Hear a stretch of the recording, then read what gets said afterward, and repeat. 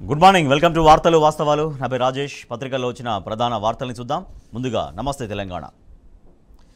నమస్తే తెలంగాణ చూస్తున్నాం. రేవు తప్పిన పారకం, సాగునీటి నిర్వహణలో సర్కారు తికమక, సుందిల్ల నీళ్లు నదిలోకి విడుదల, ఒట్టిపోయిన నదిలో వదిలితే ఏం లాభమని రైతులు లబోదిబో, పొట్టకొచ్చిన పంటల పరిస్థితి ఏమిటనో మంత్రి దగ్గర గగ్గోలు, మంత్రి ఫోన్ కాల్తో వెంటనే గేట్లు మూసి విడుదల నిలిపివేత, రైతుకున్న సోయి సర్కారుకు లేకపోయారంటూ తీవ్ర విమర్శలు. రైతన్న కోసం నేడు కరీంనగర్కు కేసీఆర్, మొగ్దంపూర్లో రైతులతో ముఖాముఖి, బోయినపల్లిలో ఎండిన పంటల పరిశీలన చేయబోతున్నారు.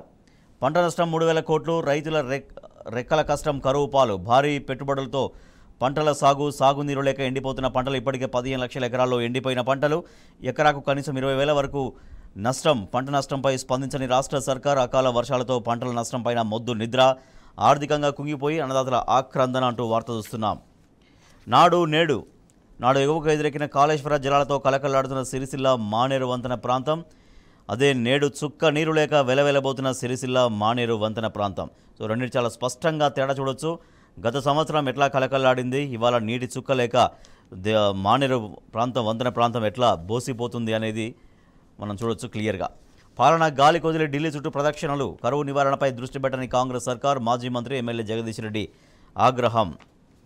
గుట్ట దిగితేనే గుక్కడి నీళ్లు, బావినీళ్ల కోసం గుట్ట దిగి నెత్తిన బిందెతో మళ్లీ గుట్టెక్కుతున్న వీళ్ళంతా సిర్పూర్ మండలంలోని చోర్పల్లి గ్రామ పంచాయతీ పరిధిలోని పూనాగూడ గ్రామస్తులు. 15 ఆదివాసీ ఇండ్లు మాత్రమే ఉండే గ్రామానికి కేసీఆర్ ప్రభుత్వం మిషన్ భగీరథ ద్వారా పైప్లైన్ వేసి నీళ్లు ఇచ్చింది. కాంగ్రెస్ ప్రభుత్వం వచ్చిన తర్వాత ఈ పైప్లైన్లో నీళ్లు రాకపోవడంతో 1/2 కిలోమీటర్ కాలినడకన వెళ్తూ ఇలా పానీ పట్లు పడుతున్నారు. పులిని చూసి నక్క వాతలు, కాంగ్రెస్ తెచ్చిన కరువుపై కేసీఆర్ సమర శంఖం, రైతుల స్పందన చూసి మేల్కొన్న బీజేపీ నేతలు. రాష్ట్రంలో హడావిడిగా రైతుల కోసం దీక్షల నాటకాలు ఆడుతున్నారు బీజేపీ నాయకులంటూ ఈ వార్త చూస్తున్నాం. కాంగ్రెస్ నిర్లక్ష్యం, చేజారిన ప్రాణహితం, చిన్నపాటి చర్యలతో ఒడిసిపట్టే అవకాశం. ఎన్డీఎస్ఏ పేరిట తప్పించుకున్న సర్కార్, అర్ధరాత్రి ప్రాణాలతో చెలగాటం అంటూ మరొక వార్త చూస్తున్నాం. అస్తవ్యస్త కరెంటుతో రైతులు నానా ఇబ్బందులు పడుతున్నారు. సిద్దిపేట జిల్లా తోగుట మండలం వెంకట్రావుపేటకు చెందినటువంటి రైతు ఒక ట్రాన్స్ఫార్మర్ దగ్గర అర్ధరాత్రి అక్కడ ప్రాణాలతో చెలగాటం ఆడుతున్నారు కరెంటు కోసం.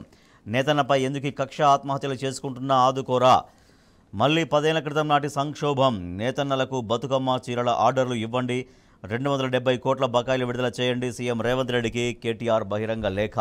మృతదేహాల కోసం 18 గంటల ఎస్బీ ఆర్గానిక్స్ ప్రమాద బాధితుల్ని ఆదుకోవడంలో ప్రభుత్వం విఫలమైంది అంటూ మాజీ మంత్రి ఎమ్మెల్యే హరీష్ రావు పేర్కొన్నారు. కార్యక్షేత్రంలోకి గులాబీ దళం, ఉగాది తర్వాత ముమ్మర ప్రచారం. పార్టీ అధినేత కేసీఆర్ బస్సు యాత్ర, కేటీఆర్ హరీష్ రావు రోడ్ షోలు, కార్యాచరణ సిద్ధం చేస్తున్న బీఆర్ఎస్.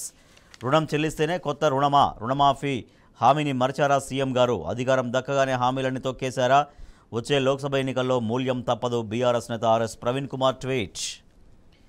జాతీయ పార్టీలకు అభ్యర్థులే కరువు, రాష్ట్రంలో కాంగ్రెస్ బీజేపీలకు వింత పరిస్థితి, బరిలో దింపేందుకు నేతలు లేక సతమతం. బీఆర్ఎస్ నుంచి నేతలను గుంజుకొని టిక్కెట్లు, ఏకంగా సిట్టింగ్ ఎమ్మెల్యేకే టికెట్ ఇచ్చిన కాంగ్రెస్. 10 చోట్ల బీఆర్ఎస్కు మాజీ నేతల మధ్య పోటీ.